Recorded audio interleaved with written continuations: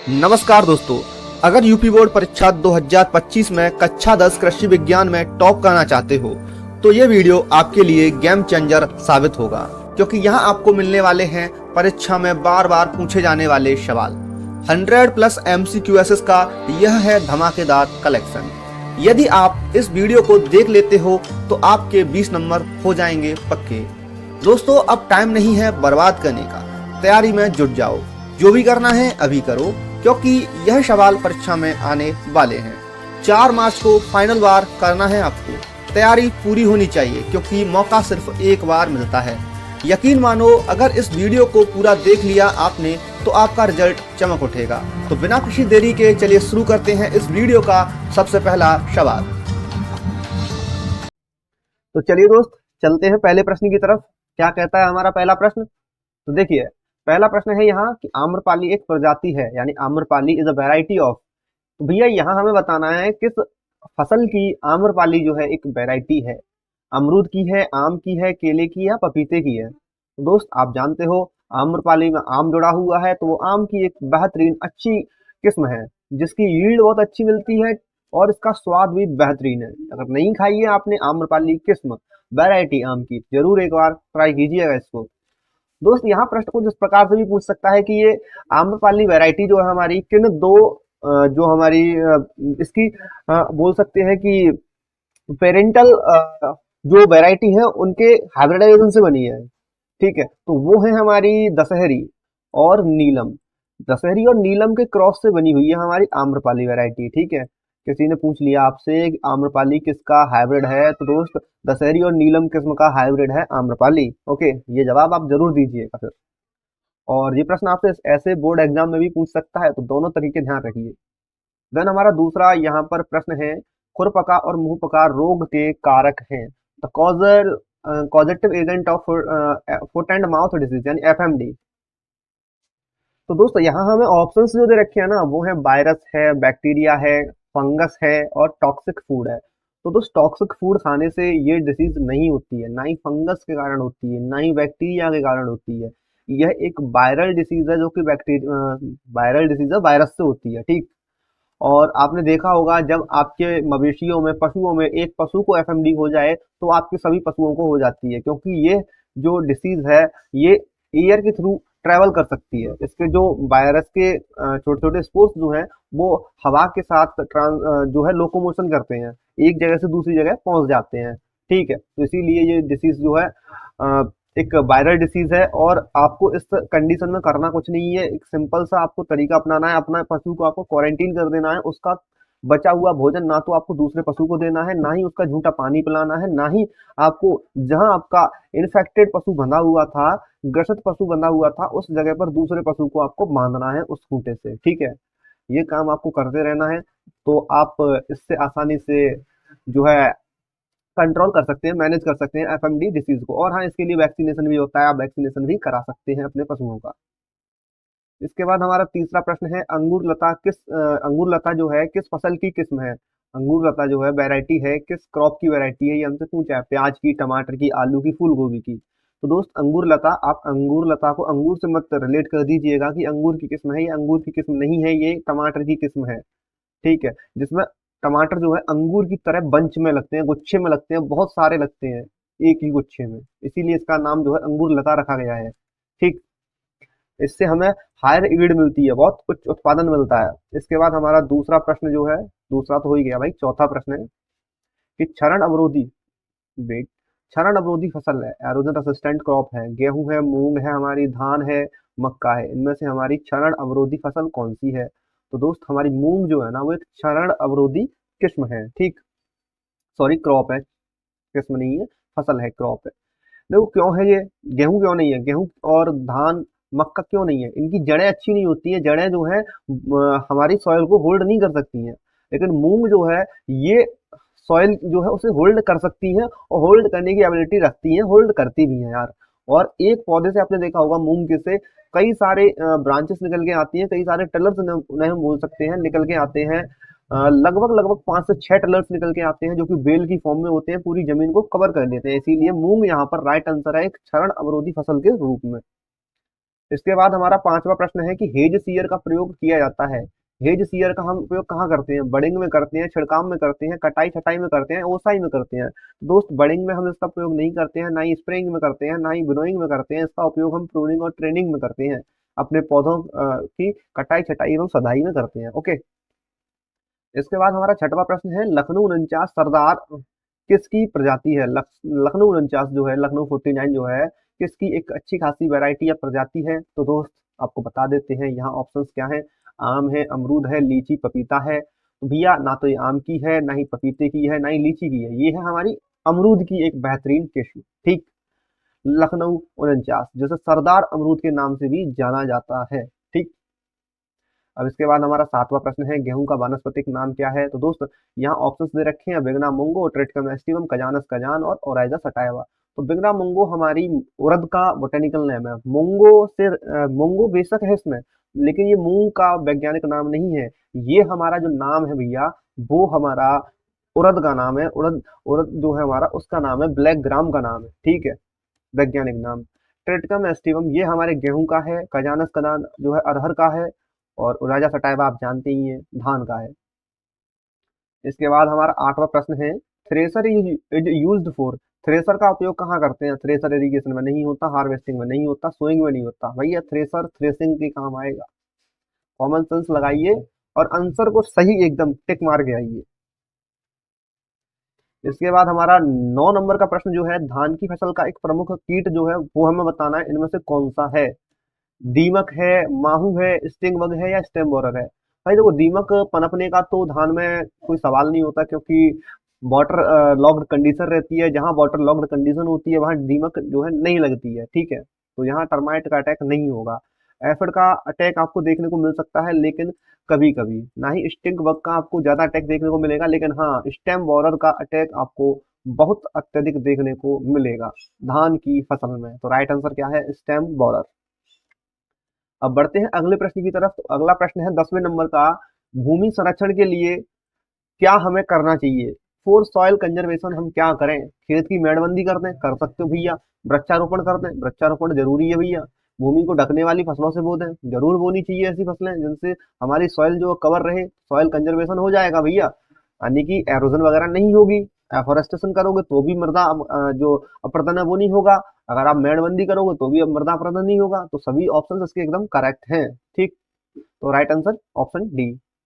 इसके बाद हमारा 11वें नंबर का प्रश्न है, यूरिया में नाइट्रोजन की कितनी प्रतिशत मात्रा पाई जाती है? तो देखो 26.7 नहीं होती है, 46% इसका राइट आंसर है। ये और ये दोनों गलत हैं। यूरिया के कट्टे पर आपने लिखा देखा होगा 46% नाइट्रोजन। ओके।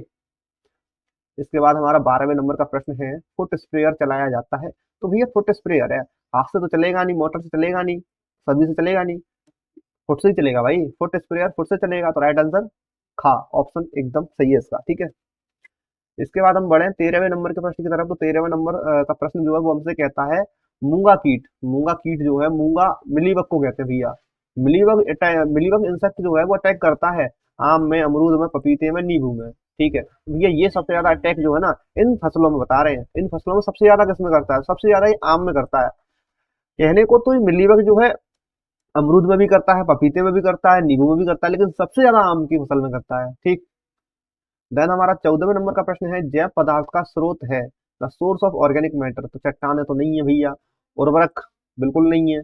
उर्वरक में सारे nitrogen, phosphorus, potassium, zinc, boron ये आ गए ना। रेन वाटर हार्वेस्टिंग से कहाँ ऑर्गेनिक मैटर जो है उसका इनहेंसमेंट हो रहा है? हाँ, कंपोस्ट आप डालोगे तो ऑर्गेनिक मैटर हमारी सॉइल में बढ़ जाएगा। ऑर्गेनिक मैटर का स्रोत है भैया कंपोस्ट में तुम्हारे वर्मी कंपोस्ट, FYM, और घूरे का खाद, जितने में ना गोबर वाला खाद सब आ जाता है इसके अंदर। ठीक है, सड़ी गली पत्तियां। इसके बाद हमारा 15वें नंबर का प्रश्न है कि सिंगल सुपर फास्फेट में पाया जाता है, क्या पाया जाता है भैया? पोटास पाया जाता है, कैल्शियम पाया जाता है, नाइट्रोजन पाई जाती है, फास्फोरस पाई जाती है। भैया यहाँ फास्फोरस सबसे अत्यधिक पाई जाती है। ठीक। इसके बाद हमारा 16वें नंबर का प्रश्न है, उदासीन भूमि का पीएच मान होता है। पीएच मान यहाँ पूछा है किसका? उदासीन भूमि का। तो भैया आपने पीएच स्किल पढ़ी होगी, 0 होता है तो न्यूट्रल होता है 0 पे। ठीक है, और इधर जाएगा तो यहाँ क्या है? 7। 0 नहीं है दोस्त, ये 7 है। माफ कीजिएगा, हमने इंटीजर वाली वो लाइन है ना वो यहाँ ड्रॉ कर दी, इंटीजर नंबरों वाली। यहाँ 7 है भाई, 7 से इधर जाएगा तो यहाँ फिर एसिडिक सॉरी एल्कलाइन हो जाएगा, एल्कलाइन हो जाएगा, यहाँ पे सारी चीजें बेसिक हो जाएंगी, क्षारीय मैटर में जाएगा और इधर 7 से कम होके आएगा, तो यहाँ हमारा एसिडिक हो जाएगा, अम्लीय हो जाएगा, ठीक है। तो यहाँ क्या है, यहाँ न्यूट्रल रहेगा। तो यहाँ वही पूछा है the pH value of neutral soil, तो न्यूट्रल सॉइल की क्या रहेगी, एग्जैक्टली 7 रहेगी भाई, ठीक। तो इसका राइट आंसर ये रहेगा हमारा। देन इसके बाद हमारा अगला प्रश्न है 17वें नंबर का, उत्तर प्रदेश में सिंचाई का सबसे पुराना एवं सस्ता साधन है। तो दोस्त सबसे पुराना सस्ता साधन उत्तर प्रदेश में सिंचाई का क्या है वो हमें बताना है। हमीरपुर एक जगह का नाम है, झांसी भी एक जगह का नाम है, लेकिन तालाब सिंचाई का स्रोत है लेकिन तालाब नहीं है यहाँ राइट आंसर। यहाँ राइट आंसर हमारा कुआं है। कुआं क्या है, राइट आंसर है, कुएं से ही हम यहाँ अपने मतलब उत्तर प्रदेश में सिंचाई जो है बहुत पुराने जमाने से करते आ रहे हैं। रहट के थ्रू करते थे, कुएं से जो पानी निकाल करके एक रहट जैसा ही होता है उससे बैलों के थ्रू से चलाया जाता था और पानी निकाल करके हम सिंचाई करते थे। देन हम अब हमारा जो अगला प्रश्न है वो 18वें नंबर का है कि थाला विधि से सिंचाई की जाती है। थाला विधि बेसिन रही रहेगा, ये रहेगा रिंग सिस्टम। तो रिंग सिस्टम से इरिगेशन हम कहाँ करते हैं भैया, गेहूं में करते हैं, उर्द में करते हैं, चने में करते हैं, फल वृक्षों में करते हैं। तो दोस्त फ्रूट ट्रीज में ही हम थाला विधि से सिंचाई करते हैं, ठीक है। राइट आंसर क्या है, ऑप्शन डी। अब थाला विधि होती क्या है, एज्यूम कीजिए ये हमारा कोई पौधा है, इसके चारों ओर हमने एक रिंग बना दी, इस रिंग में ही हमें पानी देना है, यही थाला विधि है भाई, और कुछ नहीं है, ठीक है। तो कहाँ देते हैं, फल वृक्षों में देते हैं, ओके। देन हम बात करें अगले प्रश्न की, तो अगला प्रश्न है 19वें नंबर का कि शारदा नहर किस नदी से निकलती है। शारदा नहर किस नदी से निकलती है, तो भाई यहाँ साहब यहाँ ऑप्शंस दे रखे हैं, यमुना है, घाघरा है, गोमती है, गंगा है। तो भैया गंगे मैया से तो नहीं निकलती है, ना ही यमुना मैया से निकलती है, गोमती से भी नहीं निकलती है, हाँ घाघरा नदी से यह ओरिजिनेट हुई है। शारदा नहर घाघरा नदी से ओरिजिनेट हुई है, ठीक है। तो राइट आंसर क्या है हमारा, ऑप्शन बी। अब इसके बाद हमारा 20वें नंबर का प्रश्न है, पोटेशियम सल्फेट में पोटास की कितनी प्रतिशत मात्रा पाई जाती है। तो भैया हमें बताना है कितने परसेंट मात्रा मिलती है पोटास की पोटेशियम सल्फेट में। तो दोस्त यहाँ जो हमारी मात्रा मिलती है वो मिलती है हमारी 50% मात्रा। 50% मात्रा जो है हमारी पोटेशियम सल्फेट में पाई जाती है, ओके। इसके बाद हम बढ़ते हैं अगले प्रश्न की तरफ। तो अगला प्रश्न है कि निम्नलिखित में से कौन सा अजैविक खाद है। अजैविक पूछा है ना कि जैविक पूछा है, यानी इनऑर्गेनिक पूछा है उसने, ऑर्गेनिक नहीं पूछा है। भाई साहब कंपोस्ट, फार्म यार्ड मैन्योर यानी FYM और ग्रीन मैन्योर, ये तीनों के तीनों हमारे ऑर्गेनिक हैं। तो ये हमारे सही आंसर नहीं हो सकते, बचा हुआ एक हमारा इसका सही उत्तर है, यही एक यहाँ पर हमारा इनऑर्गेनिक फर्टिलाइजर है। इसके बाद हम चलते हैं अगले प्रश्न की तरफ। तो अगला प्रश्न कह रहा है हमसे कि डाई अमोनियम फास्फेट में नत्रजन अर्थात नाइट्रोजन कितने परसेंट पाई जाती है। तो यहाँ ऑप्शन दे रखे हैं 18%, 20%, 14%, 32%। तो दोस्त यहाँ 18% नाइट्रोजन जो है हमें DAP से मिल जाती है। यदि आप DAP अपने खेत में डाल रहे हैं तो उससे 18% नाइट्रोजन मिल जाती है, फिर आपको उसमें एक्स्ट्रा नाइट्रोजन देने की जरूरत नहीं होती है। जो भी शुरुआत में नाइट्रोजन चाहिए होती है हमारे पौधों को जर्मिनेट होने के बाद में, जब तक वो एक हार्डिंग, जब हमारे पौधे जो है ना वो एकदम हार्ड नेचर के नहीं हो जाते, थोड़े कठोर नहीं हो जाते, तब तक तो वो काम 18% नाइट्रोजन तब तक का कर देती है, ठीक है। इसके बाद हमारा 23वें नंबर का प्रश्न है, स्केटियर का उपयोग किया जाता है। स्केटियर का उपयोग ना तो हम बुवाई में करते हैं ना ही सिंचाई में करते हैं। देखो ग्राफ्टिंग में भी हम इसका उपयोग नहीं करते हैं, हाँ प्रूनिंग में इसका उपयोग किया जाता है। तो राइट आंसर क्या हो गया, ट्रेनिंग एंड प्रूनिंग जो है, कटाई हटाई जो है इसमें करते हैं भाई। इसके बाद हमारा 24वें नंबर का प्रश्न है, बुरकाव किया जाता है यानी डस्टिंग इज डन। डस्टिंग आप किससे करोगे, स्प्रेयर से डस्टिंग तो करोगे नहीं भैया, थ्रेसर से करोगे नहीं, कल्टीवेटर से करोगे नहीं, डस्टर से तो डस्टिंग करोगे, ठीक है। तो डस्टर से डस्टिंग करोगे तो राइट आंसर डस्टर रहेगा फिर। इसके बाद हमारा 25वें नंबर का प्रश्न है, रचना किस फसल की प्रजाति है। रचना जो है वैरायटी जो है किस क्रॉप की है, हमें यहाँ बताना है। गेहूं की है, चने की है, मटर की है, जौ की है, किसकी है भैया, रचना। तो दोस्त रचना वैरायटी जो है यहाँ वो हमारी मटर की वैरायटी है, किसकी है, मटर की वैरायटी है रचना। और देखिए दोस्त रचना जो है ना ये कंफ्यूजिंग है, क्या है, कंफ्यूजिंग वैरायटी है। रचना मटर की ही नहीं है सिर्फ, रचना जो है हमारी तुरई जो होती है ना उसकी भी वैरायटी है। तुरई की यानी रिड्ज गॉड जो है हमारी उसकी भी वैरायटी है क्या, रचना। तो ये कंफ्यूजिंग वैरायटी है, ऑप्शंस के हिसाब से आपको फिर इसका आंसर जो है देना है। अगर ऑप्शन में मटर दे रखा है, तुरई नहीं दे रखी है तो मटर लगाइए, अगर तुरई दे रखी है तो तुरई लगाइए भैया, ठीक है। देन इसके बाद हमारा 26वां नंबर का प्रश्न है, जैव पदार्थ की अधिकता से भूमि का रंग हो जाता है काला। काला हो जाता है भैया। जितनी ज्यादा हम ऑर्गेनिक मैटर जो है अपनी सॉइल में डालेंगे उतनी हमारी सॉइल का कलर जो है ब्लैक हो जाएगा। इसके बाद हमारा 27वें नंबर का प्रश्न है, मिट्टी का पीएच मान 8 से यदि अधिक हो तो मिट्टी कैसी हो जाएगी? भैया यदि हमारी सॉइल का पीएच वैल्यू जो है ग्रेटर देन 8 है तो भैया वो हमारी सॉइल ना तो लोमी रहेगी, ना ही एसिडिक रहेगी, ना ही न्यूट्रल रहेगी, वो हमारी क्षारीय हो जाएगी, अल्कलाइन हो जाएगी। ओके, इसके बाद हम चलते हैं अगले प्रश्न की तरफ। तो अगला प्रश्न कह रहा है हमसे, लवड़ी मृदा में विनिमयशील सोडियम की प्रतिशत मात्रा कितनी होती है? The percentage of exchangeable sodium in saline soil. तो भैया यहाँ आपको दे रखे हैं कुछ ऑप्शंस, जैसे कि 18 से अधिक, 20% या 15 से अधिक, या फिर आपके 15 से कम। तो इसका राइट आंसर 15% से अधिक है।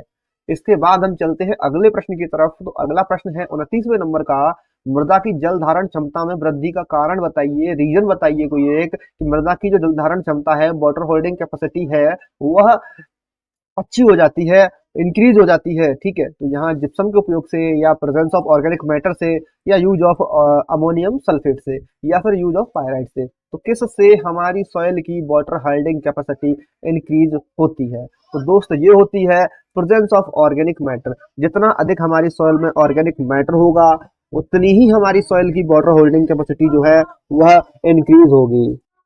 अब चलिए दोस्त चलते हैं अगले प्रश्न की तरफ। तो अगला प्रश्न हमारा 30वें नंबर का है। यहाँ कह रहा है प्रश्न में हमसे कि फल सब्जी खराब होने का क्या कारण है? किसके माध्यम से हमारी फल और सब्जी खराब हो जाती हैं? तो दोस्त स्पॉइलेज किसके कारण होता है बताना है हमें। खरपतवार नाशी के कारण नहीं होता है, नमक और चीनी के कारण नहीं होता है, यदि प्रिजर्वेटिव ऑलरेडी ऐड है तो भैया स्पॉइल क्यों होगा? हाँ, बैक्टीरियल कंटेमिनेशन के कारण हमारी जो भी फल और सब्जियां हैं वो खराब हो जाएंगी। इसके बाद हमारा 31वें नंबर का प्रश्न है, विपेन किस फसल से संबंधित है? तो भैया आम से, अमरूद से, बेर से, पपाया से, किससे संबंधित है हमारा पेपेन? पेपेन एक लिक्विड फॉर्म है जो कि पपाया यानी पपीता से एक्सट्रैक्ट किया जाता है। जो व्हाइट कलर का लिक्विड निकलता है पपीते से, जैसे दूध कहते हैं, वही उसी से ही पेपेन का एक्सट्रैक्शन जो है वो किया जाता है। इसके बाद हमारा 32वें नंबर का प्रश्न है, अमोनियम क्लोराइड में नाइट्रोजन कितनी परसेंट पाई जाती है?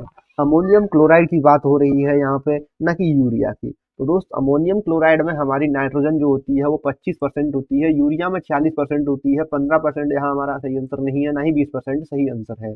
ओके, इसके बाद हमारा 33वें नंबर का प्रश्न है, निम्न में से आलू की अगेती प्रजाति कौन सी है? तो यहाँ कुछ ऑप्शंस दे रखे हैं, कुफरी चमत्कार, कुफरी देवा, कुफरी कुंदन, कुफरी अलंकार।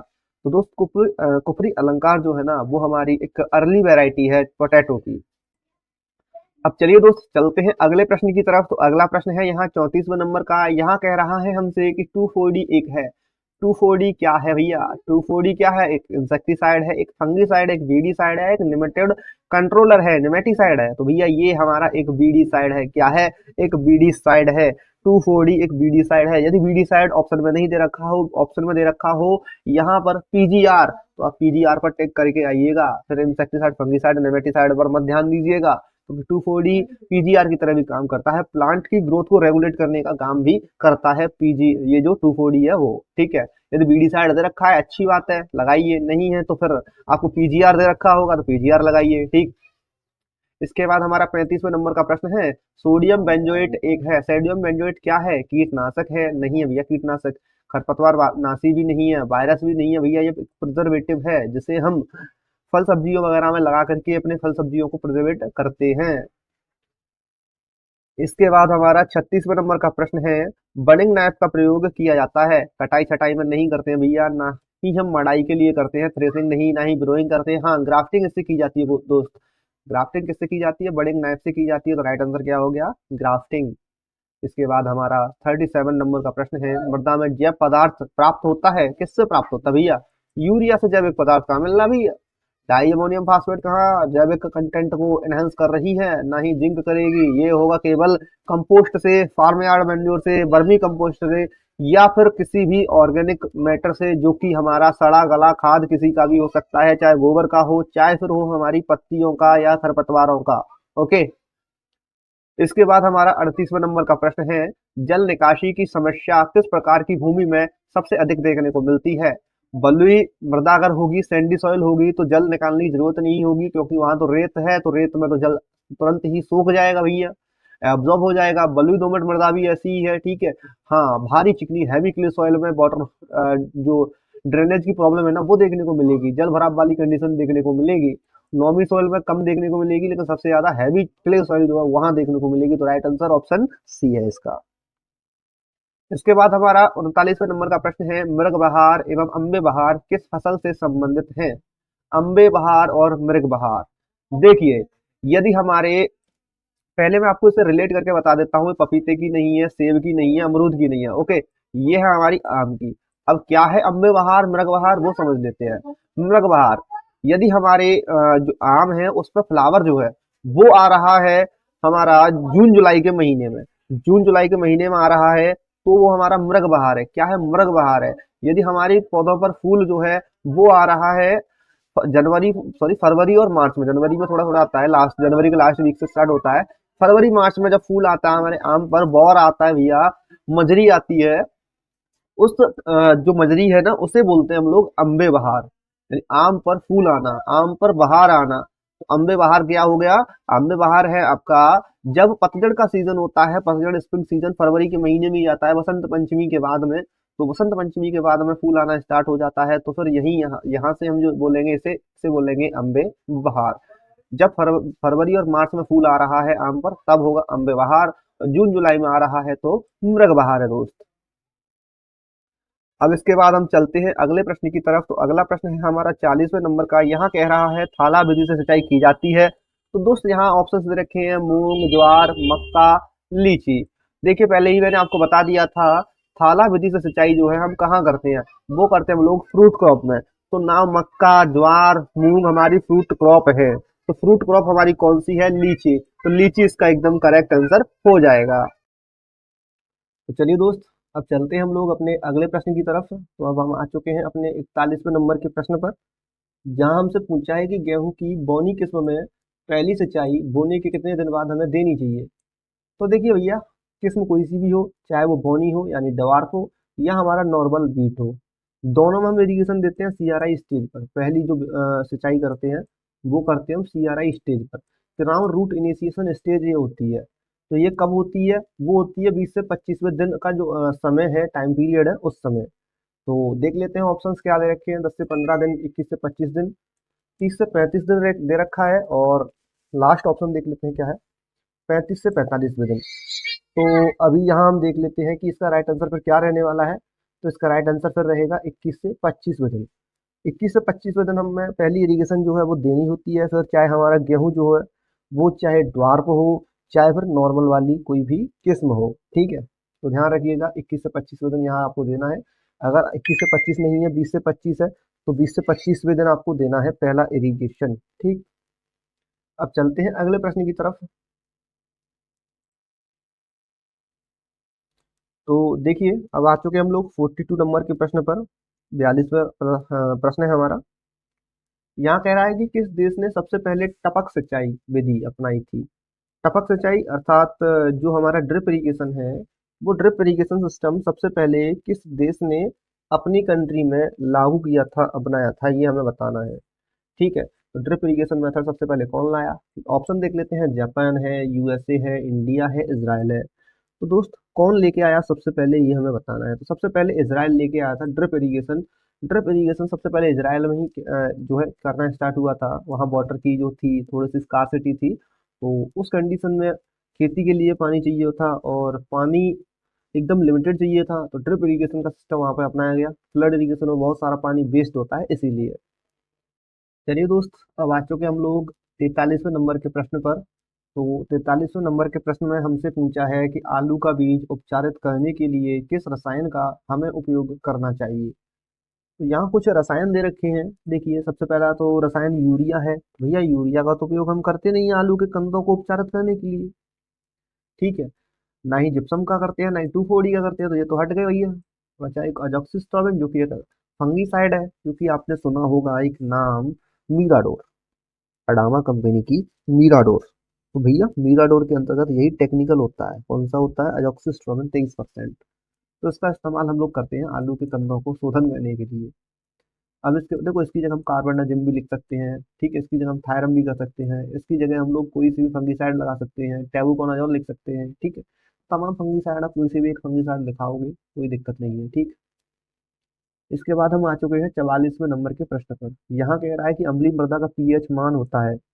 देखो, अम्लीय मृदा मैंने आपको पीछे अभी बताया था, कोई एक स्केल है, एक मिनट, ये स्केल है, यदि 7 है तो न्यूट्रल है, इधर जा रहा है तो हमारा एल्कलाइन हो गया, और इधर आ रहा है तो हमारा एसिडिक हो गया, ठीक है। अब वो कह रहा है अम्लीय मृदा, तो अम्लीय मृदा एसिडिक होती है, एसिडिक सॉइल है, तो एसिडिक कब होगी, जब 7 से नीचे जाएगा। 7 से नीचे जाएगा यानी 7 से कम होगा, तो हमारा ऑप्शन बी यहाँ पर करेक्ट हो जाएगा भाई। क्या हो जाएगा, ऑप्शन बी हमारा करेक्ट हो जाएगा। इसके बाद बढ़ते हैं अगले प्रश्न की तरफ। तो यहाँ 45वें नंबर का प्रश्न है, लौकी किस परिवार का पौधा है। तो लौकी किस फैमिली से बिलोंग करता है, ये बताना है। यहाँ कुछ फैमिली दे रखी है, कुकुरबिटेसी है, ब्रेसिकेसी है, और यहाँ पर हमारी अमायरलिडेसी है, मालवेसी है। तो दोस्त, ये जो है ना वो हमारा कुकुरबिटेसी फैमिली से बिलोंग करता है। जितनी भी बेल वर्गीय फसलें हैं हमारी, चाहे वो कद्दू हो, खीरा हो, तरबूजा हो, खरबूजा हो, मस्क मेलन हो, और मस्क मेलन तो ही होता है, कोई सा भी हो भाई, ठीक है, सब हमारे कुकुरबिटेसी फैमिली से ही बिलोंग करते हैं। चाहे फिर वो हमारा टिंडा हो, करेला हो, ककड़ी हो, जितनी भी बेल वर्गीय फसल है ना वो सब कुकुरबिटेसी के अंतर्गत आती है, ध्यान रखिएगा भैया। इसके बाद हमारा दूसरा जो प्रश्न है इसके बाद वाला, वो है टमाटर के बीज दर क्या रहती है प्रति हेक्टेयर, जो हमें बतानी है, यानी सीड रेट क्या है टमाटर की पर हेक्टेयर। तो दोस्त, यहाँ कुछ ऑप्शंस दे रखे हैं, 100 से 200 ग्राम काफी कम है भाई, 200 से 300 ग्राम भी कम है, 800 से 900 ग्राम ज्यादा हो जाएगी, 400 से 500 ग्राम, लगभग लगभग आधा किलो 1 हेक्टेयर में पड़ता है हमारा टमाटर का बीज, ठीक है। सबसे पहले पौध बनाई जाती है ना, पौध बोने के बाद ही तो आप जब तैयार हो जाएगी तभी तो टमाटर लगाओगे। तो आधा किलो बीज बहुत है, बहुत हल्का होता है भाई, बहुत चढ़ता है आधा किलो पे। तो दोस्त, यहाँ हमसे कह रहा है कि निम्न में से किस फसल पर मिलीबग लगता है, यानी कि मिलीबग इन क्रॉप्स में से किस फसल को सबसे ज्यादा ग्रसित करता है। तो यहाँ आम, अमरूद, शलजम, गाजर दे रखा है। सभी फसलों में आता है मिलीबग वैसे तो, लेकिन सबसे ज्यादा आम में अटैक करता है। जब आम पर मंजरी आती है, फूल आता है, बौर आता है ना, उस समय बहुत अत्यधिक हमला मिलीबग का देखने को मिलता है। अब इसके बाद बढ़ते हैं हम लोग अगले प्रश्न की तरफ। तो अगला प्रश्न है हमारा, पूसा कार्तिकी किस फसल की प्रजाति है। पूसा कार्तिकी, देखो आपने सुना होगा पूसा, कार्तिकी नहीं सुना होगा आपने, कतिकी सुना होगा। कतिकी गोभी, कतिकी गोभी कब होती है, कतिकी गोभी आप समझते होंगे। वो कतिकी गोभी आप जानते हैं, जब दिवाली पे चलने वाली जो गोभी होती है वही कतिकी होती है भैया। दिवाली तो भी तो कार्तिक में आती है। गांव में कतिकी कह देते हैं उसे, लेकिन उसका अर्थ मतलब सही जो नाम है ना वो कार्तिकी है। क्या है, कार्तिकी। और वो पूसा के द्वारा बना मतलब डेवलप की गई है, तो पूसा कार्तिकी उसका नाम रख दिया है। पूसा कार्तिकी गोभी की क्या है, वैरायटी है। याद हो गया, ऐसे ही याद करो यार, ट्रिक से एकदम अच्छी चीज लेके आता हूँ मैं। चैनल को सब्सक्राइब कर लो यार, अब तो बहुत देर हो गई पढ़ते पढ़ते। 48वें नंबर के प्रश्न में पहुंच गए हम लोग, आधे से ज्यादा कवर कर लिया।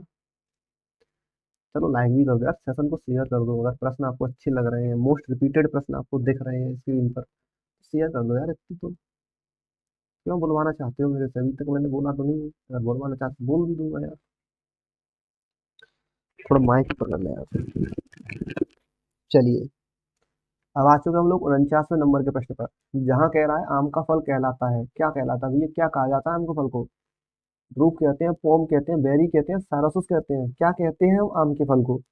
तो दोस्त, आम के फल को हम लोग ड्रूप कहते हैं। क्या कहते हैं, ड्रूप। आम का फल जो है ड्रूप टाइप का फ्रूट है भाई। किसी ने पूछ लिया फ्रूट टाइप ऑफ मैंगो, भैया लगाना है ड्रूप, बता दीजिए उसे बेझिझक ड्रूप टाइप है भाई। इसके बाद हमारा 50वें नंबर का प्रश्न है, अर्धशतक हो जाएगा भाई यहाँ पे, हाफ सेंचुरी। तो बस चैनल को सब्सक्राइब कर दो हाफ सेंचुरी पे। देखिए कह रहा है potassium metabisulphide, potassium metabisulphide है एक, क्या है भैया, एक खरपतवारनाशी, कीटनाशी, पररक्षक, सूत्रकृमि नियंत्रक यानी नेमेटिसाइड। क्या है, पोटेशियम मेटाबाइसल्फाइड। तो पोटेशियम मेटाबाइसल्फाइड एक परिरक्षक यानी प्रिजर्वेटिव है। हर्बिसाइड, इंसेक्टिसाइड, नेमेटिसाइड ये बिल्कुल नहीं है भैया। क्या, एक प्रिजर्वेटिव है। तो ठीक है दोस्त, लगाइए इस पर आंसर। चलते हैं अगले प्रश्न की तरफ। तो 91 नंबर का, सॉरी 51 नंबर का प्रश्न है, 91 नहीं है, 51 है। यहाँ कह रहा है टमाटर का बीज उपचारित करने के लिए किस रसायन का प्रयोग करते हैं। तो टमाटर का बीज ना तो हम जिप्सम से, ना यूरिया से, ना पायराइट से करते हैं, थीरम, कार्बेंडाजिम, अजॉक्सिस्ट्रोबिन, टेबुकोनाजोल, कोई सी भी एक फंगिसाइड लिख दो, कहानी खत्म, आंसर आपका सही जाएगा। ठीक, ऑप्शन में दे रखी है थायरम तो थायरम पे लगाएंगे, ऑप्शन में दे रखी होती कार्बेंडाजिम तो कार्बेंडाजिम लगा देते, थायरम नहीं होती तो दोनों ही होती, और लास्ट में कह देता बोथ तो बोथ कर देते, लास्ट में मतलब तीनों फंगिसाइड ही होती, लास्ट में कह देता ऑल ऑफ द अबव तो ऑल ऑफ द अबव कर देते भैया, कोई दिक्कत थोड़ी ना हमें। इसके बाद हमारा 52 नंबर का प्रश्न है 52। गाय की गर्भावधि होती है, गाय का जो गेस्टेशन पीरियड है वो कितना होता है, ये हमसे पूछा है। तो दोस्त गाय का गेस्टेशन पीरियड अगर महीने में पूछ ले, महीने में तो 9 मंथ होता है दोस्त, कितना होता है 9 मंथ महीने में, जितना एक औरत का होता है मतलब मनुष्य का होता है उतना ही गाय का होता है, तभी तो गाय को माता कहा जाता है भाई, गाय गौ माता। 280 दिन अगर दिन में पूछा है तो उसमें ठीक है। अब चलते हैं अगले प्रश्न की तरफ। तो यहाँ 53 नंबर का प्रश्न है, निम्न में से कौन सा उर्वरक नहीं है, तो कंपोस्ट है, ammonium sulphate, superphosphate, sodium nitrate. ये तीनों के तीनों तो उर्वरक हैं दोस्त, तीनों के तीनों क्या है उर्वरक, तो आंसर गलत यहीं पे हो जाएंगे, तीनों के तीनों ऑप्शन मतलब ऑप्शन गलत, ठीक है। एक ऑप्शन बचता है कंपोस्ट, ये एक हमारा उर्वरक नहीं है, ये एक हमारा खाद है भैया। कैसा खाद है, मतलब ये हमारा देसी खाद है जिसे हम कंपोस्ट है, जहाँ होता क्या है कि गोबर की खाद इसमें होती है, वर्मी कंपोस्ट इसमें हम मतलब इसकी अलग अलग कैटेगरी होती है कंपोस्ट की, FYM, वर्मी कंपोस्ट और भी गोबर खाद वगैरह सब कुछ इसी के अंतर्गत आता है। तो कंपोस्ट जो है हमारा उर्वरक नहीं है भाई, ये हमारा मैन्योर है, ठीक है। अब बढ़ते हैं अगले प्रश्न की तरफ। तो अगला प्रश्न है 94 नंबर का, कुफरी चंद्रमुखी किस फसल की प्रजाति है, कुफरी चंद्रमुखी। देखिए दोस्त, कुफरी किसी में भी लगा हो वो सब आलू से रिलेट करती हैं, कुफरी पुखराज, कुफरी चिपसोना, कुफरी ज्योति, न जाने कौन सी वैरायटी जिनमें कुफरी लगा है वो सब आलू की ही है ज्यादातर। तो आंसर क्या हो जाएगा, आलू, ऑप्शन सी एकदम करेक्ट। इसके बाद 55वें नंबर का प्रश्न है, खरबूजा किस परिवार का सदस्य है, किस फैमिली से बिलोंग करता है खरबूजा, मस्क मेलन। देखिए दोस्त, मैंने आपको भी पिछले एक प्रश्न में बताया था जितनी भी बेल वर्गीय फसलें हैं वो सब किस में आती हैं, तो इसका आंसर आप कमेंट बॉक्स में लिखोगे दोस्त, क्वेश्चन मार्क बनाना था भैया, क्या बन गया, ठीक है। इसका आंसर आप हमें कमेंट में बताओगे, ओके, क्योंकि मैंने आपको पहले बता दिया है। अब चलते हैं अगले प्रश्न पर। तो क्षारीय मृदा का पीएच मान होता है, ये पूछा है इस प्रश्न में 56वें नंबर के में। तो भैया 7 से ज्यादा होगा तो क्षारीय होगा, मैंने आपको पीछे बताया था, 7 से कम होगा तो एसिडिक होगा, 7 होगा तो न्यूट्रल होगा, ठीक है। अब 57वें नंबर का प्रश्न है, थाला विधि से सिंचाई की जाती है, किसकी करते हैं भैया, गेहूं की, उड़द की, चने की, या फ्रूट ट्रीज की। तो दोस्त मैंने आपको बताया है कि देखिए, अभी नहीं बताया तो फिर से बता देता हूँ, थाला विधि से सिंचाई हम लोग फ्रूट ट्रीज की ही करते हैं, किसी और में नहीं करते हैं। थाला विधि केवल और केवल हमारी फल वाले जितने भी वृक्ष हैं उनमें करते हैं, वृक्षों की सिंचाई जो है थाला विधि से होती है, ठीक। तो हमेशा आपको आंसर इसका फल वाले वृक्ष ही लगाना है, फ्रूट ट्रीज ही लगाना है, ओके। तो ये प्रश्न आपको भूलना नहीं है क्योंकि ये प्रश्न बार बार रिपीट हो रहा है। इसके बाद चलते हैं अगले प्रश्न की तरफ। तो अगला प्रश्न है 58 नंबर का, इलाहाबादी सफेदा एक प्रजाति है, इलाहाबादी सफेदा, इलाहाबादी सफेदा जो है भैया एक किस्म है, किसकी किस्म है भाई, केले की, अमरूद की, पपीते की, आम की। दोस्त आम की एक बेहतरीन बहुत ही अच्छी क्वालिटी की किस्म है इलाहाबादी सफेदा। अरे यार इसको तो GI टैग मिला है शायद, इलाहाबादी सफेदा को तो इलाहाबाद में पाई जाती है खासकर इसीलिए, ठीक है। तो याद कर लीजिए, इलाहाबादी सफेदा अमरूद की किस्म है, इलाहाबाद में सबसे ज्यादा ये कल्टीवेट की जाती है। अब इसके बाद हमारा 59वें नंबर का प्रश्न है, सिंचाई का आसान एवं सस्ता साधन है, एकदम आसान एकदम सस्ता साधन क्या है भैया, चीपेस्ट मेथड ऑफ इरिगेशन। तो ट्यूबवेल है, ठीक है, तालाब है, नहर है, और नल। नल में तो भाई टंकी का पानी, नल तो ये तो नहीं होगा भाई, तो पहले ही हटा दिया, सबसे सस्ता ही कैसे, ये पहले ही हटा दिया हमने। नहर पर भी आपको टैक्स मतलब जो है देना होता है पैसा, ट्यूबवेल में भी आपको पैसा लगाना होता है, लेकिन तालाब से आप फ्री ऑफ कॉस्ट एकदम सस्ता है, ज़्यादा नहीं देना होता पैसा, कर लोगे आराम से सिंचाई, ठीक है। अब इसके बाद हम लोग आ चुके हैं 60वें नंबर के प्रश्न पर। 60। यहाँ कह रहा है धान की फसल का प्रमुख रोग है। धान की फसल में सबसे प्रमुख रोग कौन सा लगता है? तो भैया फुट रॉट धान में नहीं होती है। विषाणु धान में ज्यादा खतरनाक रोग नहीं है, ना ही करनाल वंट इतना खतरनाक है धान के लिए जितना खैरा रोग, जिंक की कमी से होने वाला रोग खैरा डिसीज खतरनाक है धान की खेती के लिए। तो सही आंसर क्या रहेगा? खैरा डिसीज। अब इसके बाद हम लोग 61वें नंबर के प्रश्न पर आ चुके हैं। यहाँ कह रहा है उदासीन भूमि का पीएच मान होता है। उदासीन भूमि न्यूट्रल सॉइल। तो न्यूट्रल सॉइल एकदम एग्जैक्ट 7 होगा, इसलिए बार मैंने आपको बताया ना पीछे भी।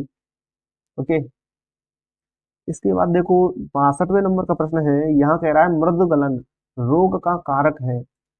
फूट रॉट जो डिसीज है ना, रूट रॉट या फुट रॉट डिसीज जो है ना, इसका कारण क्या है? तो भैया ये फंगस के कारण होती है। ठीक है, फंगस के कारण होने वाला रोग है। फफूंद लगती है इसीलिए फुट रॉट होती है, रूट रॉट होती है, गलना। ठीक है। ओके। अब इसके बाद हम लोग आ चुके हैं 63 नंबर के प्रश्न पर। 63 वाले नंबर में हमसे कह रहा है प्रश्न में मृदा में जैव पदार्थ का मुख्य स्रोत क्या है? ऑर्गेनिक मैटर का प्राइमरी सोर्स क्या है मृदा के लिए? रासायनिक उर्वरक कैसे हो जाएंगे भाई? कचरा बिल्कुल नहीं, प्लास्टिक कचरा, खनिज बिल्कुल नहीं, एनिमल वेस्ट, प्लांट वेस्ट, जितना भी रेजिड्यू है, अवशेष है, वो सब हमारा ऑर्गेनिक मैटर है। क्या है? Organic matter. इसके बाद हमारा 64वें नंबर का प्रश्न है फसल उत्पादन में हरित क्रांति का मुख्य उद्देश्य क्या था? तो what was the main objective of green revolution in crop production? तो भैया पशुपालन को बढ़ावा देना, टू प्रमोट एनिमल हस्बेंड्री, जैविक खेती को बढ़ावा देना, फसल उत्पादन बढ़ाना, निर्यात बढ़ाना, क्या था मेन मोटिव हमारा किसमें? ग्रीन रिवॉल्यूशन में। तो ग्रीन रिवॉल्यूशन में हमें क्रॉप प्रोडक्शन बढ़ाना था, हमें उत्पादन जो है ना फसल का वो बढ़ाना था। तो ऑप्शन सी इसका एकदम करेक्ट है। इसके बाद अब 65वें नंबर के प्रश्न पर आ चुके हैं भाई। किस पर आ चुके हैं? 65वें नंबर के प्रश्न पर। तो चलिए देख लेते हैं 65वें नंबर का प्रश्न हमसे क्या कह रहा है। भारत में सबसे अधिक क्षेत्रफल में उगाई जाने वाली खाद्य फसल कौन सी है? तो sorghum नहीं है, मेज नहीं है, धान, गेहूं भी नहीं है। फर्स्ट नंबर पर हमारा राइस आता है। राइस जो है ना सबसे ज्यादा कल्टीवेट किया जाता है भारत में, सबसे पहले स्थान पर आता है क्षेत्रफल की दृष्टि से। ठीक। चलिए चलते हैं अगले प्रश्न की तरफ। तो 66वें नंबर का प्रश्न है। क्या कह रहा है 66वें नंबर का प्रश्न? देख लेते हैं। ये कह रहा है नाइट्रोजन स्थिरीकरण करने वाले बैक्टीरिया का उदाहरण कौन सा है? कौन सा यहाँ पे नाइट्रोजन जो फिक्सिंग बैक्टीरिया है वो है? तो राइजोबियम नाइट्रोजन फिक्सिंग करता है। राइजोबियम कहाँ पाया जाता है? रूट्स पर। जो भी हमारे प्लांट्स हैं उनकी रूट पर पाया जाता है। रूट में वो नोट बनाता है, गांठ बनाता है। चाहे आप ढैंचा का पेड़ ले लो, ढैंचा का ले लो, कोई भी दाल का पेड़ ले लो, उसके साथ राइजोबियम एसोसिएट ही रहता है। ठीक है। अब इसके बाद हमारा 67वें नंबर का प्रश्न है बागवानी फसलों में सबसे अधिक लाभदायक फसल कौन सी है? बागवानी में फूल गोभी, केला, टमाटर या फिर आलू? तो दोस्त इस प्रश्न में हमसे पूछा है कि बागवानी फसलों में सबसे अधिक लाभदायक फसल कौन सी है, यानी कि मोस्ट प्रॉफिटेबल क्रॉप हमें बतानी है इन फसलों में, जिसमें टमाटर है, आलू है, केला है, फूल गोभी है। तो वो सबसे ज्यादा प्रॉफिट जो है केला देता है बागवानी फसलों में। ठीक है, सबसे ज्यादा प्रॉफिट देता है केला। ठीक। तो सही आंसर क्या हो जाता है? Option C. इसके बाद हमारा 68वें नंबर का प्रश्न है जड़ गलन रोग किस प्रकार के रोग जनक के कारण होता है, यानी कि किस पैथोजन के कारण हमारा ये जो जड़ गलन है ना वो होता है? फंगस के कारण होता है, जीवाणु के कारण होता है, विषाणु के कारण होता है, या सूत्रकृमि नेमाटोड के कारण होता है? तो जड़ गलन जो है ना भाई वो हमें फंगस के कारण देखने को मिलती है, फफूंदी के कारण। और इसमें जो फफूंद होती है वो होती है फाइटोपथेरा इन्फेस्टेंस। ठीक। इसके बाद हमारा 69 नंबर का प्रश्न है ट्राइकोडर्मा का उपयोग किस उद्देश्य से किया जाता है? ट्राइकोडर्मा, ट्राइकोडर्मा क्या है? तो ट्राइकोडर्मा एक जैविक फंगिसाइड है, कीटनाशक है, सॉरी कवकनाशक है। क्या है? कवकनाशक, कीटनाशक नहीं, कवकनाशक, फंगिसाइड, जैविक फंगिसाइड है। जैसे कि ट्राइकोडर्मा है, बैसिलस है, और सीडोमोनास है, कई सारी हैं जो कि बायोलॉजिकल है। ठीक है। और एक इंसेक्टिसाइड नहीं है, ना ही हर्बिसाइड है, ना ही फर्टिलाइजर है। ठीक है, तो सही आंसर क्या है हमारा, एक बायोलॉजिकल फंगिसाइड है। 69 का ऑप्शन सी एकदम करेक्ट है। इसके बाद बढ़ते हैं अगले प्रश्न की तरफ। तो अगला प्रश्न है 70वें नंबर का। यहाँ कह रहा है कि भैया निम्नलिखित में से कौन सा जैविक खाद का उदाहरण है।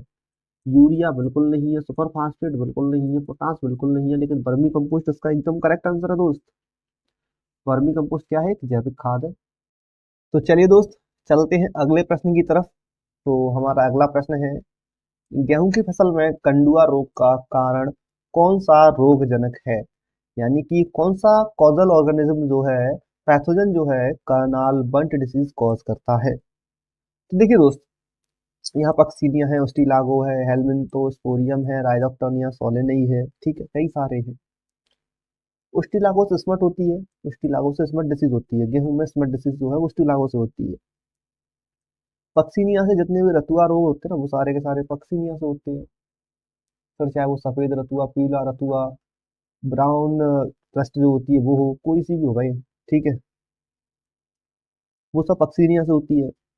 और अब हम समझते हैं कि कर्नाल बंट डिसीज जो है ना, वो किस कॉजल ऑर्गेनिज्म से होती है। तो दोस्त, इसका कॉजल ऑर्गेनिज्म जो है ना, यहाँ नहीं दिया है। इसका होता है टिलेसिया इंडिका।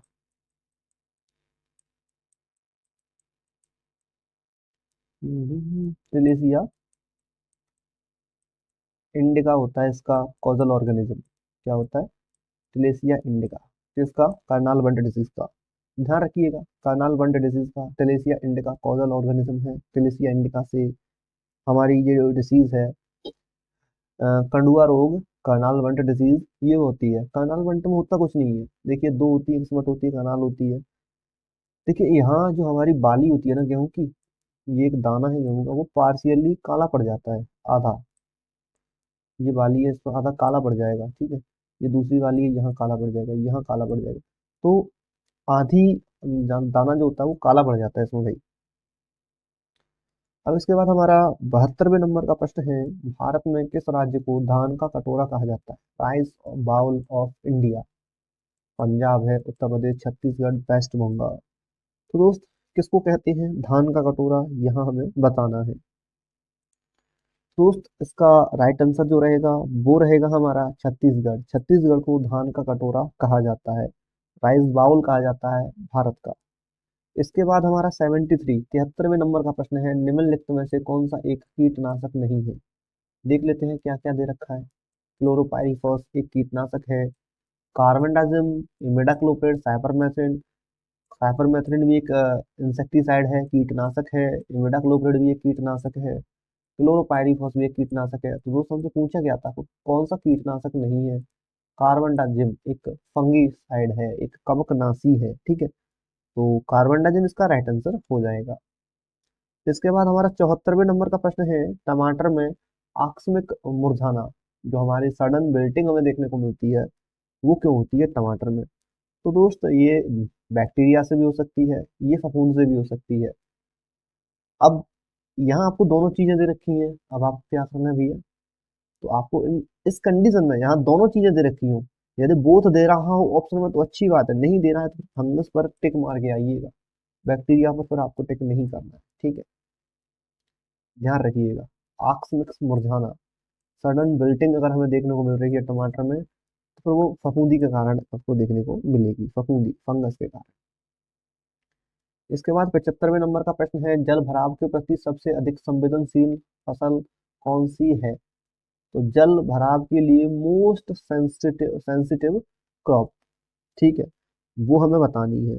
धान है, गन्ना है, गेहूं है, मक्का है। मोस्ट सेंसिटिव पूछ रहा है वो। यदि वाटर लॉग्ड कंडीशन हो गई तो गल जाएगी।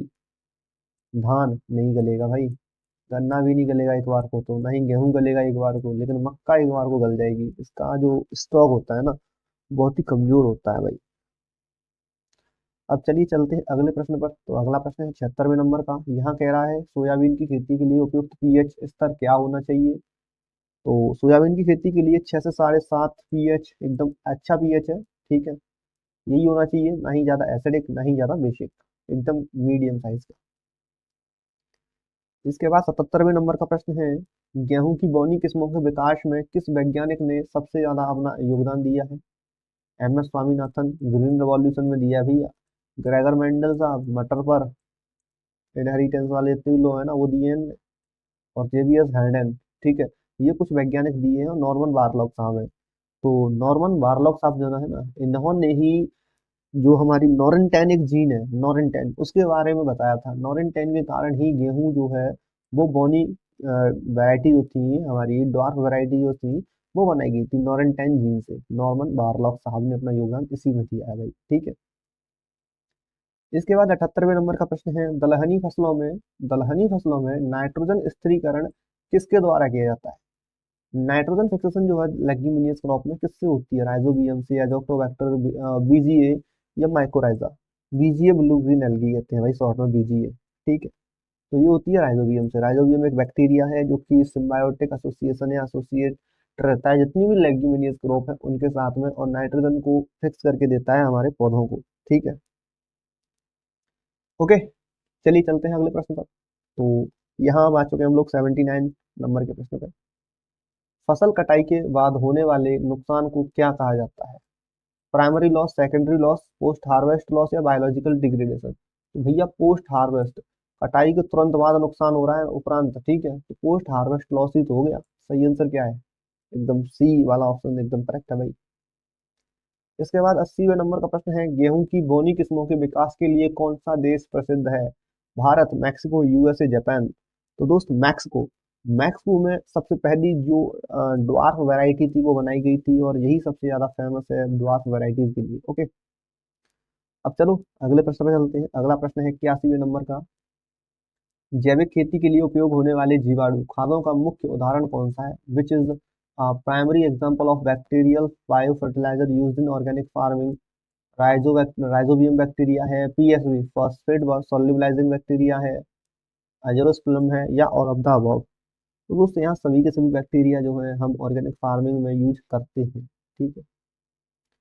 तो डी ऑप्शन इसका एकदम करेक्ट है फिर।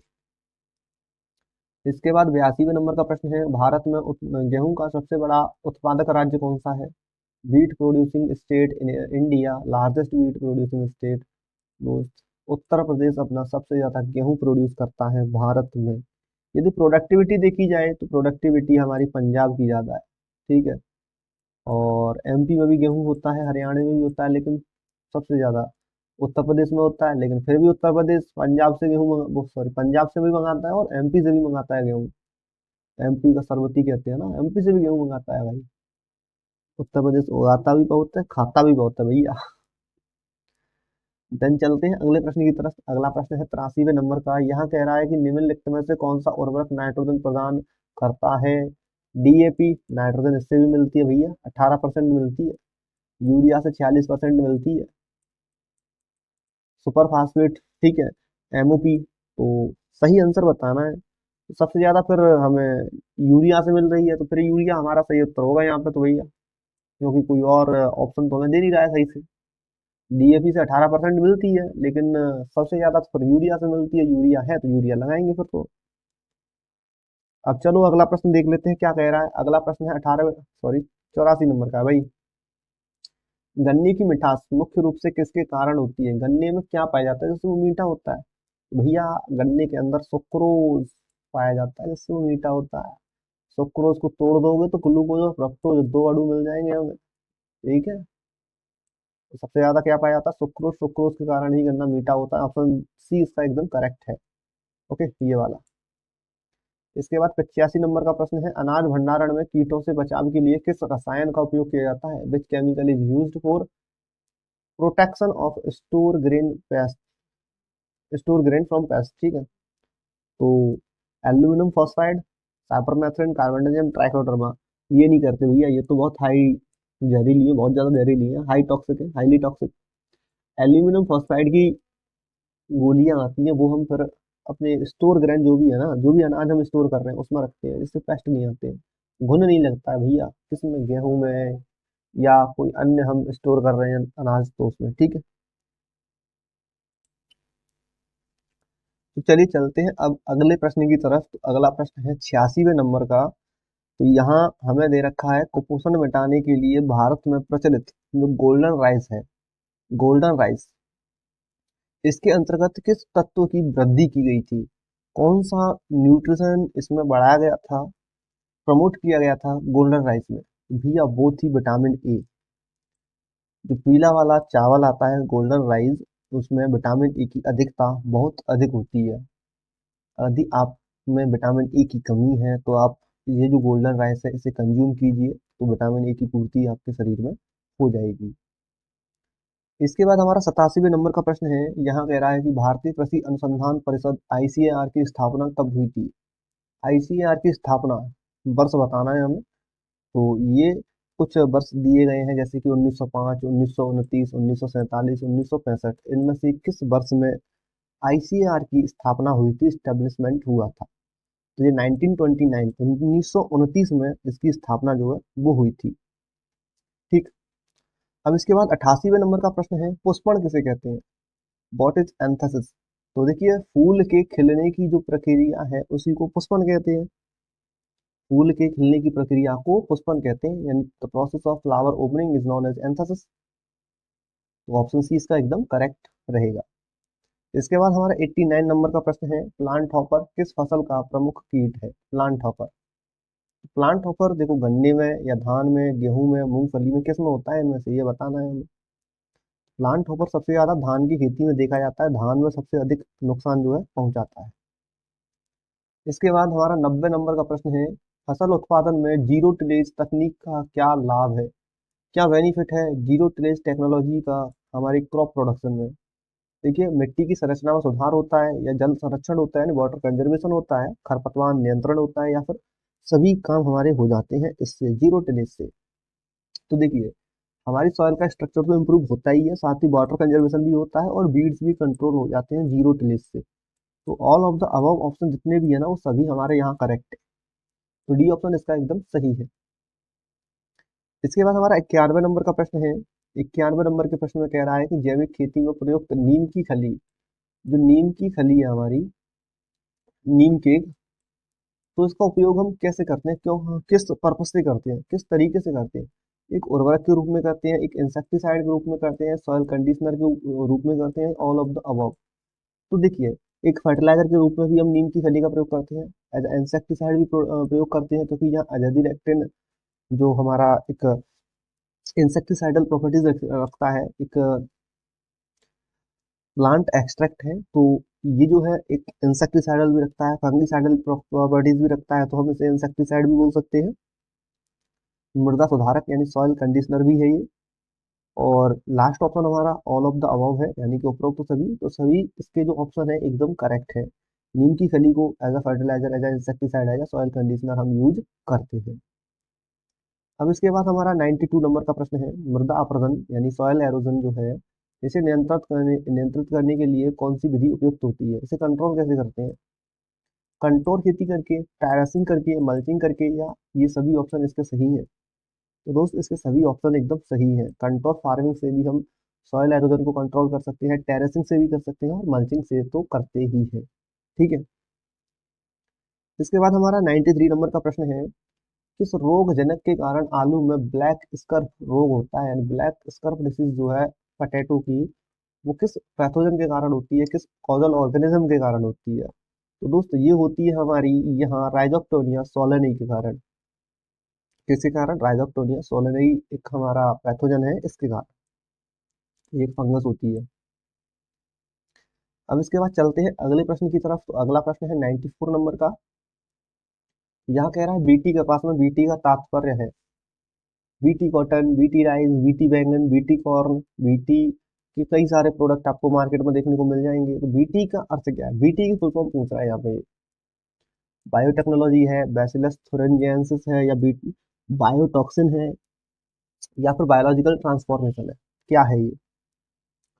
तो दोस्त, ये है बैसिलस थ्यूरेंजिएंसिस। बैसिलस थ्यूरेंजिएंसिस जो है, इसका फुल फॉर्म है, ये एक बैक्टीरिया होता है जो कि अपने अंदर कुछ टॉक्सिक सब्सटेंस रखता है। इसका इंट्रोडक्शन जो है ना, वो हम अपने जो भी क्रॉप बना रहे हैं, बीटी जिसे तैयार कर रहे हैं, उसमें इंट्रोड्यूस करते हैं। तो वहाँ कुछ टॉक्सिक सब्सटेंस जो है सीक्रेट्स होते हैं, जिन्हें यदि कोई भी कीट आकर के खाता है तो उसकी डेथ हो जाती है। ठीक, चलिए चलते हैं अगले प्रश्न की तरफ। तो अगला प्रश्न है 95 नंबर का। यहाँ कह रहा है भारत में सबसे अधिक आलू उत्पादन किस राज्य में होता है? सबसे ज्यादा आलू का प्रोडक्शन भारत के अंतर्गत, तो भैया यूपी सबसे ज्यादा आलू का प्रोडक्शन करती है अपनी। ठीक है, तो आंसर क्या रहेगा? यूपी। इसके बाद हमारा 96 नंबर का प्रश्न है, गेहूं में कर्नेल बंट रोग का कारण होता है। कर्नाल बंट डिसीज का कारण टिलेसिया, टिलेसिया इंडिका नामक फंगस जो है गेहूं में कर्नाल बंट डिसीज कॉज करती है। पक्सीनिया से सारी की सारी रस्ट डिसीज होती है। ठीक है, अल्टरनेरिया से अल्टरनेरिया ब्लाइट होती है। अब इसके बाद हम लोग 97 नंबर के प्रश्न पर आ चुके हैं। परागण में सहायता करने वाले जीवों को क्या कहते हैं? पॉलिनेशन में जो ऑर्गेनिज्म हेल्प करते हैं उन्हें क्या कहते हैं? उन्हें पेस्टिसाइड्स तो कहते नहीं है, उन्हें पैथोजन तो कहते नहीं है, उन्हें सिम्बायोटेंट्स भी नहीं कहते हैं, सहजीवी भी नहीं कहते हैं भैया। उन्हें तो पॉलिनेटर कहा जाता है ना। क्यों कहा जाता है? क्योंकि वो पॉलिनेशन में हेल्प करते हैं। पॉलिनेशन में हेल्प कैसे करते हैं? ये जो हमारा एंथर्स होते हैं, पॉलेंस होते हैं एंथर में, उसको एंथर से उठाते हैं और स्टिग्मा तक पहुंचाते हैं। पॉलेंस को एंथर से उठाते हैं, स्टिग्मा तक पहुंचाते हैं। ये काम होता है हमारा इन पॉलिनेटर्स का, जिनमें हमारी हनी भी आ जाती है, बटरफ्लाईज आ जाती हैं, और भी कई सारे कीट हैं छोटे मोटे जो फ्लाई मतलब उड़ने वाले हैं, तो वो सारे के सारे यहाँ आ जाते हैं। ठीक है, अब इसके बाद जो कई सारे बीटल्स भी आते हैं इसके अंतर्गत। ठीक, अब इसके बाद हमारा 98 नंबर का प्रश्न है, फलों के भंडारण के दौरान जल्दी पकने से बचाने के लिए किस गैस का उपयोग किया जाता है? हम किस गैस का उपयोग करते हैं फलों के भंडारण में? उन्हें यदि हमें जल्दी नहीं पकाना है तो एथाइलिन का करते हैं, ऑक्सीजन का करते हैं, नाइट्रोजन का करते हैं। एथाइलिन तो जल्दी पका देगा भैया, तो इसका तो करेंगे ही नहीं, पकाने से तो हमें रोकना है ना उसे। ऑक्सीजन का भी नहीं करते, नाइट्रोजन का नहीं करते। कार्बन डाइऑक्साइड जो है ना, इसका उपयोग करते हैं हम लोग फलों के भंडारण में, यदि हमें उन्हें जल्दी पकने से रोकना है तो। अब इसके बाद हमारा अगला प्रश्न है 99 नंबर का। तो यहाँ कह रहा है पीला रतुआ, जो येलो रस्ट है ना, वो किस फसल में पाई जाती है मेनली? तो येलो रस्ट मैंने अभी आपको बताया था, पीला रतुआ, सफेद रतुआ, या और भी रस्ट डिसीज बताई थी। ठीक है, तो ये कई सारी क्रॉप्स को कॉज करती हैं, लेकिन यहाँ पूछ रहा है येलो रस्ट के बारे में मेनली। तो येलो रस्ट जो है हमारी गेहूं से रिलेट करती है, गेहूं में होती है येलो रस्ट। ये पक्सीनिया ग्रेमिनस के कारण होती है। ठीक है, ये जो कॉजल ऑर्गेनिज्म है ना, उसका नाम बताया मैंने, पक्सीनिया ग्रेमिनस। अब इसके बाद हमारा 100 नंबर का प्रश्न है। मैंने आपसे कहा था 100+ क्वेश्चन लेके आया हूँ, तो अब सेंचुरी तो हो गई भैया हमारी इस प्रश्न को करने के बाद में। तो सेंचुरी हो गई, चैनल को सब्सक्राइब कर लो, वीडियो को लाइक कर दो, शेयर कर दो अपने मित्रों के साथ। ठीक, चलिए सेंचुरी लगाते हैं अभी। ठीक है, तो कृषि में ड्रिप इरिगेशन प्रणाली का मुख्य उद्देश्य क्या होता है? जल की बचत करना, पौधों को अधिक पानी देना, खरपतवार नियंत्रण करना, या मृदा के कटाव को बचाना? भैया क्या होता है इसका मेन ऑब्जेक्टिव? मेन ऑब्जेक्टिव जो है ना, वो तो होता है वाटर का कंजर्वेशन, जल की बचत करना। क्योंकि यहाँ हम अप्रोप्रिएट जो वाटर है ना, वो ही पौधों तक पहुंचाते हैं ड्रिप इरिगेशन से, ज्यादा नहीं देते हैं। बस उसे इतना मिल जाए कि उसकी जीवन जो है वो चलता रहे। ठीक, इसके बाद हमारा 101 नंबर का प्रश्न है, निम्नलिखित में से कौन सा एक अनाज नहीं है? कौन सा एक अनाज नहीं है? जो भी अनाज है, मक्का भी अनाज है, बाजरा भी अनाज है, लेकिन लेंटिल, मसूर अनाज नहीं है। तो ऑप्शन सी इसका एकदम करेक्ट है। मसूर क्या है? एक दाल है। इसके बाद हमारा 102 नंबर का प्रश्न है, कृषि लागत और मूल्य आयोग CACP का मुख्य कार्य क्या है? Commission for agriculture cost and prices का मेन काम क्या है?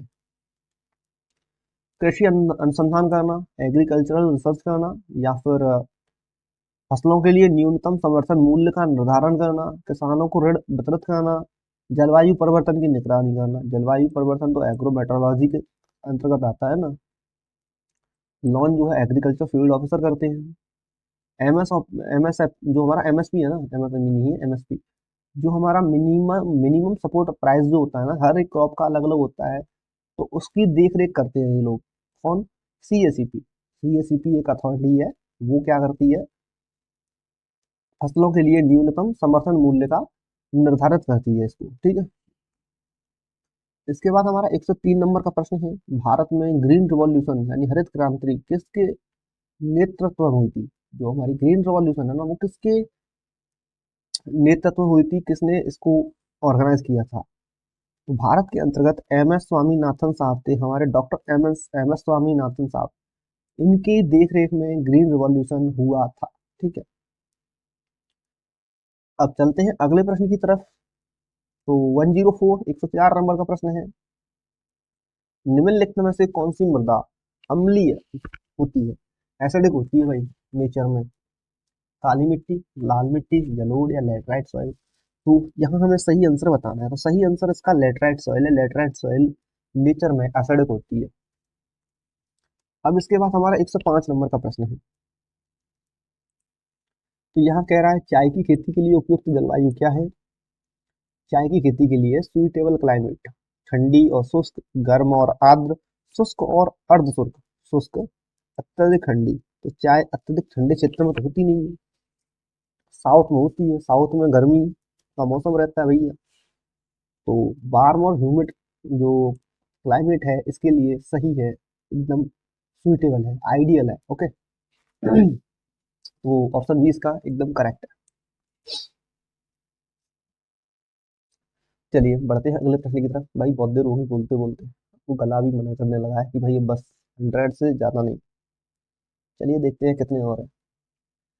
तो आप अब लाइक कर दीजिए, वीडियो को शेयर कर दीजिए और चैनल को सब्सक्राइब कर लीजिए। चलिए, क्योंकि और सारा मटेरियल आपको मिलने वाला है, बहुत सारा मटेरियल मिलेगा भाई आपके एग्जाम के लिए। चलिए कर दीजिए अभी सब्सक्राइब चैनल को सब। तो अब बात करते हैं 106 नंबर के प्रश्न की, जैविक खेती में उपयोग की जाने वाली प्रमुख विधि कौन सी है? जैविक खेती में प्रयोग की जाने वाली, कीटनाशकों का छिड़काव नहीं है, रासायनिक उर्वरकों का उपयोग भी नहीं है, अधिक सिंचाई भी नहीं है, हरी खादों का प्रयोग, एकदम करेक्ट। इसके बाद 107 107 नंबर का प्रश्न, भारतीय कृषि में कृषि जलवायु क्षेत्र कितने प्रकार के होते हैं? कृषि जलवायु क्षेत्रों की बात हो रही है, एग्रो क्लाइमेटिक जोन भारत के अंतर्गत कितनी है? तो दोस्त भारत में टोटल 15 एग्रो क्लाइमेटिक जोन पाई जाती है। कितनी पाई जाती है? 15 15 एग्रो क्लाइमेटिक जोन जो है भारत में पाई जाती है। अब इसके बाद हमारा 108 नंबर का प्रश्न है, कृषि में इंटरक्रॉपिंग का अर्थ क्या होता है? एक ही फसल को बार बार लगाना कतई नहीं है भैया, दो या दो से अधिक फसलों को एक साथ उगाना हो सकता है, केवल रबी फसलें उगाना बिल्कुल नहीं, जलवायु परिवर्तन का अध्ययन बिल्कुल नहीं। तो राइट आंसर ऑप्शन बी। अब इसके बाद हम बढ़ते हैं अगले प्रश्न की तरफ। अगला प्रश्न है 109 109 नंबर का, फसलों में नाइट्रोजन की कमी से हमें कौन सा लक्षण देखने को मिलते हैं? क्या सिम्टम्स होते हैं नाइट्रोजन डेफिशिएंसी के हमारी क्रॉप्स के अंदर? तो देखिए, पत्तियों का पीला पड़ना, जड़ों का बढ़ना, फूलों का गिरना, फलों का छोटा होना। गलत, पत्तियों का पीला पड़ना, ठीक है।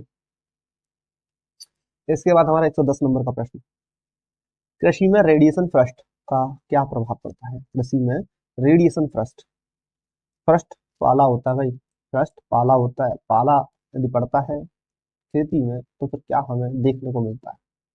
पौधों में पत्ती झड़ जाती हैं, पौधों में ठंड से जलने का प्रभाव मिलता है, फसलों की पैदावार में वृद्धि, और मिट्टी की उर्वरता बढ़ जाती है। बिल्कुल नहीं बढ़ती, ये भी नहीं होता, ये भी नहीं होता, ठंड से पत्तियां जल जाती हैं भैया। तो राइट आंसर ऑप्शन बी। चलिए अगले प्रश्न को देखते हैं, क्या है अगला प्रश्न? वही क्या, अगला प्रश्न खत्म? 110 ही है क्या? तो दोस्त 110 प्रश्न इतने ही है, 100 प्लस हो गए ना आपके, बस बहुत है।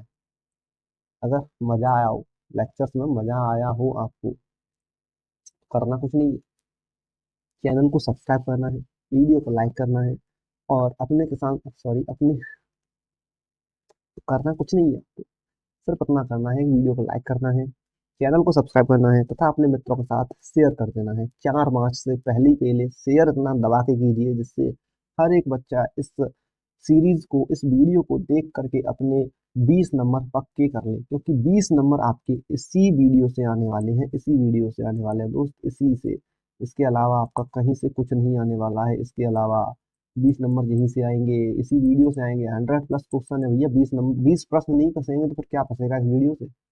फंसने चाहिए 20 तो, गारंटी है भैया, फंसने तो चाहिए। सबसे ज्यादा पूछे जाने वाले सवाल है इसमें, सबसे ज्यादा पूछे जाने वाले most repeated question UP board परीक्षा 2025 कक्षा 10 कृषि विज्ञान के लिए।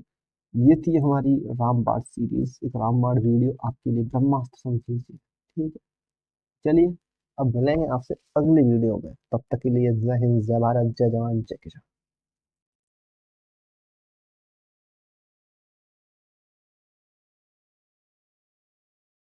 देखिए दोस्त, इस वीडियो के अलावा आपको मिलेगा बहुत कुछ हमारे YouTube channel CP Singh official the agri master पर। चैनल का लोगो देख लें, चैनल का बैनर देख लें, वेरीफाइड पेज को ही फॉलो करें। और अभी हमें आपके प्यार और सपोर्ट की बहुत अत्यधिक ज़रूरत है। आप देख सकते हैं कितना कंटेंट हम डाल चुके हैं, कितने सब्सक्राइबर आपने अभी किए हैं। ठीक, तो आप मेरे बारे में जानते ही हैं, मैं चंद्र प्रकाश कुशवाहा हूँ, आपके साथ कृषि और बागवानी से जुड़ी महत्वपूर्ण और लाभकारी जानकारी साझा करता रहता हूँ। तो आप हमारे चैनल को सब्सक्राइब करके नवीनतम कृषि तकनीक, फसल सुरक्षा उपाय, फसल उत्पादन और अपनी पढ़ाई से रिलेटेड जानकारी हमसे पा सकते हैं। व्हाट्सएप चैनल हमारा ये है, लिंक पर क्लिक करके ज्वाइन कर सकते हैं। फेसबुक ये हमारी ये वाला पेज है, तो आप इसे ज्वाइन कर सकते हैं। यूट्यूब पर आप देख ही रहे हैं, इंस्टा पर भी आप हमें फॉलो कर सकते हैं। वेबसाइट और ऐप आपको बहुत जल्द हमारा मिल जाएगा। यदि आपको कोई भी प्रोडक्ट खरीदना है तो आप हमारे जो हमारा अमेजन का एक पेज है, शॉप है हमारी अमेजन पर रजिस्टर्ड, तो आप वहाँ से कोई से भी हमारा प्रोडक्ट जो है वो बाय कर सकते हैं। इसके अलावा आपको क्या क्या कंटेंट मिलने वाला है, तो आप यहाँ यूपी बोर्ड 10th एग्रीकल्चर के मोस्ट इम्पोर्टेंट क्वेश्चन मिल जाएंगे। ये हिंदी का आपको मिल जाएगा, साथ ही आपको एग्रोनॉमी का मिल जाएगा, 12th क्लास की का, और भी आपको यहाँ बहुत कुछ मिल जाएगा। जैसा कि मैं आपको वीडियोस वाले सेक्शन में जाकर के दिखाता हूँ। यहाँ आपको देखो खेती बाड़ी से रिलेटेड बहुत सारा मटेरियल मिल जाता है। इसके बाद अगर आप प्लेलिस्ट पर जाओगे क्लिक करके, तो देखिए प्लेलिस्ट किस किस की बनी हुई है। प्लेलिस्ट क्लास 12th की एग्रोनॉमी आपको यहाँ मिल जाएंगे। अभी फिलहाल शायद 2 लेक्चर्स पड़े हुए हैं, ज़्यादा लेक्चर्स नहीं है, 2 लेक्चर्स हैं। ठीक, तो ये आपको यहाँ मिल जाएंगे। ठीक, चाहे तो आप वीडियो लाइक कर सकते हैं हमारी, नहीं तो डिसलाइक कर सकते हैं, आपकी मर्जी है, हम तो लाइक करेंगे भाई। ठीक, तो इस तरीके से आप हमारे चैनल पर कई सारा कंटेंट जो है आपको मिल जाएगा। ठीक है, और बैक करोगे देन आपको यहाँ एक और प्लेलिस्ट मिल जाएगी लास्ट 10th एग्रीकल्चर की, ये वाली। ठीक है, यहाँ मैंने क्लास 10th एग्रीकल्चर के कई सारे लेक्चर अपलोड कर रखे हैं, तो आप मतलब सिलेबस कराया है आपको कंप्लीट, आप इन्हें भी देख करके सिलेबस कंप्लीट कर सकते हैं। और इसके अलावा आपको जो इम्पोर्टेंट क्वेश्चन है MCQ SS वो तो मैं करा ही रहा हूँ अभी फिलहाल। ठीक है, इस वीडियो के माध्यम से, और वो चीज़ है नहीं, तो चलिए ले चलते हैं आपको पहले प्रश्न की तरफ। क्या कहता है हमारा पहला प्रश्न? मेरा नाम भी है, जो भी नाम है चंद्र प्रकाश कुशवाहा,